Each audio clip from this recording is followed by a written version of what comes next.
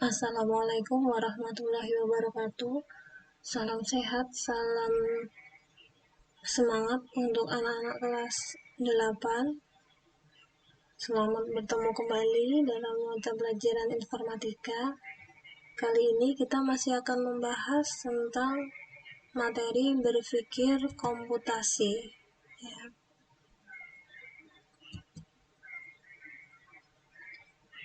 Oke, jika kemarin kalian sudah menyimak penjelasan dari Ibu tentang bagaimana berpikir sistem, kemudian bagaimana berpikir kritis. Nah, hari ini kita akan lebih membahas tentang computational thinking atau berpikir komputasi. World Economic Forum memaparkan 3 keterampilan teratas yang diperlukan di dunia kerja pada masa-masa mendatang. Nah, salah satunya adalah kemampuan memecahkan masalah yang kompleks atau complex problem solving. Nah, ini merupakan kemampuan dalam mengidentifikasi masalah, menganalisis masalah, merencanakan solusi, dan mengimplementasikan solusi dengan kemampuan berpikir sistem. Nah, kemampuan menyelesaikan masalah yang kompleks dapat dilatih dan dikembangkan dengan proses berpikir secara komputasional. Nah, makanya dalam mata pelajaran informatika, kita akan belajar tentang berpikir secara komputasi. Nah, apa sih computational thinking itu? Computational thinking adalah proses berpikir yang dilibatkan dalam merumuskan masalah. Computational thinking mengekspresikan solusinya sedemikian rupa sehingga dapat diaplikasikan oleh mesin dengan operator yang bekerja secara efektif.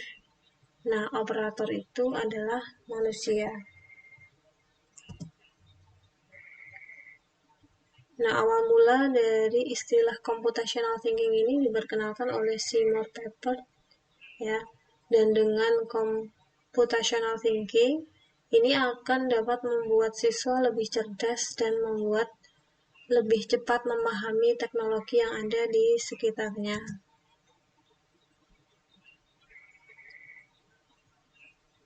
Nah, ada 4 tahapan seseorang dalam berpikir komputasi.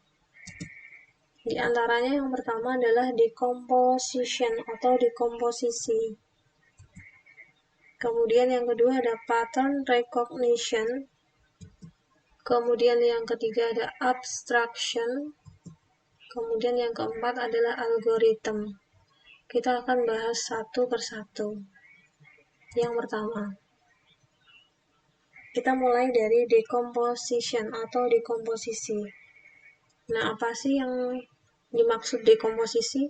Dekomposisi ini artinya memecahkan masalah kompleks yang besar atau rumit menjadi masalah yang lebih kecil atau lebih sederhana sehingga lebih mudah untuk dikelola. Nah, penggambaran dari dekomposisi atau decomposition seperti gambar di bawah ini ya. Yang satu gambar masalah yang besar, kemudian kita bagi, kita pecah menjadi lebih kecil.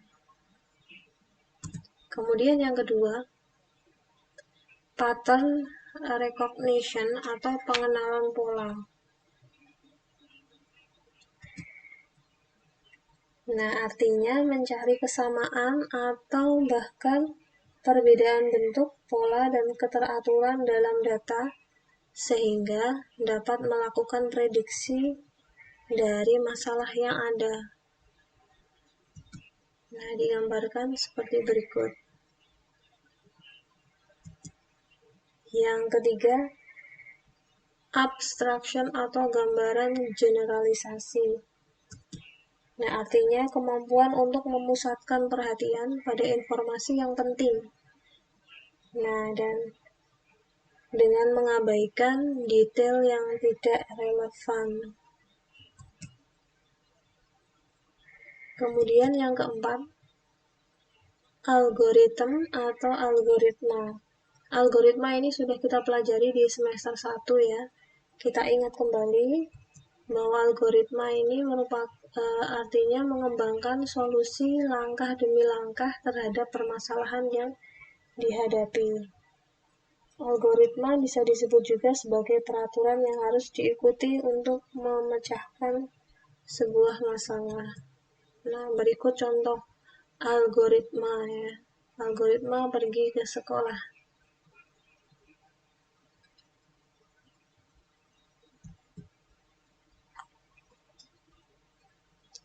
Nah, seiring dengan perkembangan aplikasi komputer yang semakin pesat dan menjadi bagian yang tidak terpisahkan dari masyarakat, computational thinking dikembangkan di berbagai bidang selain informatika. Ya, memiliki kemampuan berpikir secara komputasi tidak harus berprofesi dalam bidang informatika ya. Nah, penerapan informatika dapat diperlakukan sebagai alat yang diperoleh dari instruksi proses berpikir seseorang dengan keahliannya di setiap bidang. Jadi, anak-anak belajar computational thinking ini tidak hanya untuk belajar dalam mata pelajaran informatika saja, tetapi bisa juga computational thinking ini diaplikasikan dalam kehidupan sehari-hari. Nah, karakteristik dari computational thinking diantaranya ada sebagai berikut.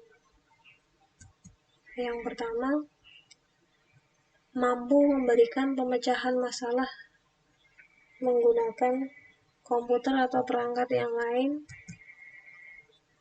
Kemudian mampu menganalisis data, mampu melakukan representasi data melalui abstraksi dengan model atau menggunakan sebuah simulasi, kemudian mampu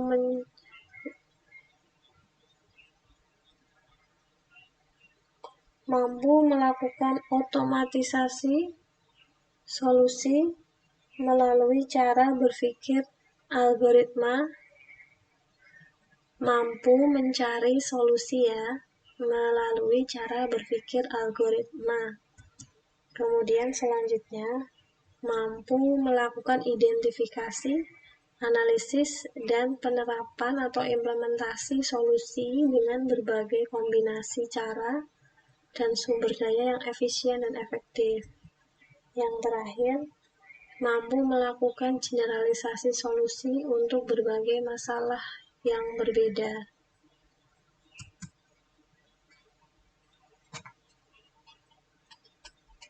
Kemudian yang selanjutnya akan kita bahas adalah tentang algoritma.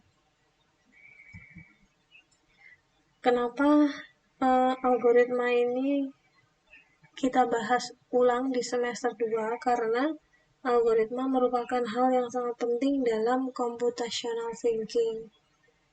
Nah, di mana dia ini untuk menyelesaikan masalah yang kompleks. Dibutuhkan sebuah desain model algoritma. Nah, kita akan belajar struktur dasar dari algoritma itu sendiri. Yang pertama ada runtunan, ya. Kemudian pemilihan, selection. Yang ketiga adalah pengulangan atau repetition. Notasi yang digunakan dalam penulisan algoritma ada 3. Yang pertama, untaian kalimat deskriptif. Yang kedua adalah diagram alir atau flowchart. Yang ketiga adalah pseudocode. Oke, di semester 1 kita sudah membahas lebih jauh tentang flowchart ya. Kita akan lebih lanjut bahas flowchart di sini. Nah, flowchart ini merupakan bagan yang menggambarkan urutan instruksi untuk proses dengan komputer dan hubungan setiap proses dengan proses yang lain yang dinotasikan dengan sebuah simbol. Nah, contoh flowchart Oke, kita ingat di semester 1, anak-anak belajar membuat flowchart. Nah, sebelum membuat flowchart, kita pasti harus membuat algoritmanya dulu. Contoh, algoritma membuat mie instan. Nah, langkah-langkahnya seperti apa? Kita buat dulu. Siapkan 1 bungkus mie instan, air secukupnya, panci, mangkok, sendok, dan garpu. 2. Masukkan air ke dalam panci. 3. Masak air.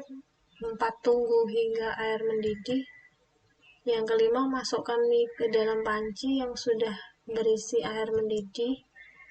Aduk dan tunggu hingga matang. Jika sudah matang, masukkan bumbu ke dalam mangkok. Aduk hingga rata. Mie siap untuk disajikan. Nah, setelah membuat algoritma ini, maka kita bisa membuat flowchart-nya.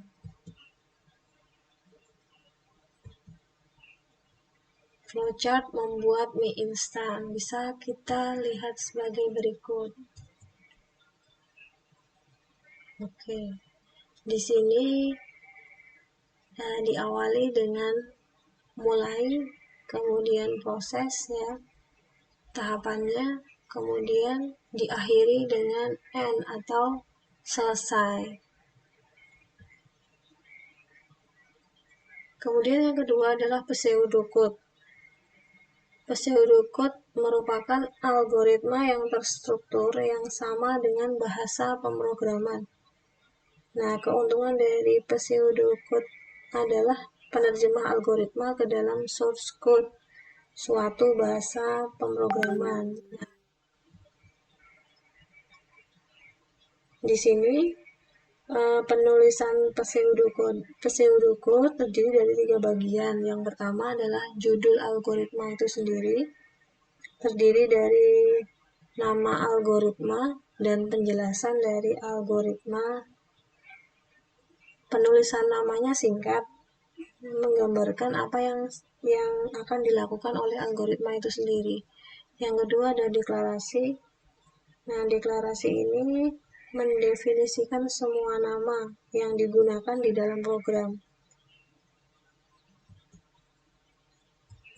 Yang terakhir, deskripsi. Nah, deskripsi ini ditulis dengan langkah-langkah penyelesaian masalah dengan menggunakan aturan-aturan yang akan dilakukan oleh program tersebut ya.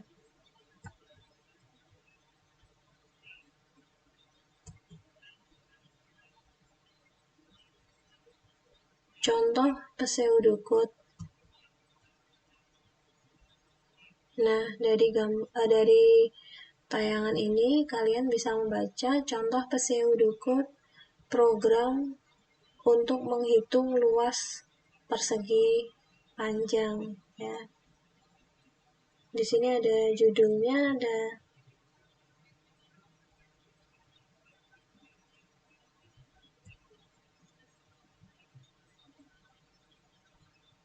Oke, terima kasih.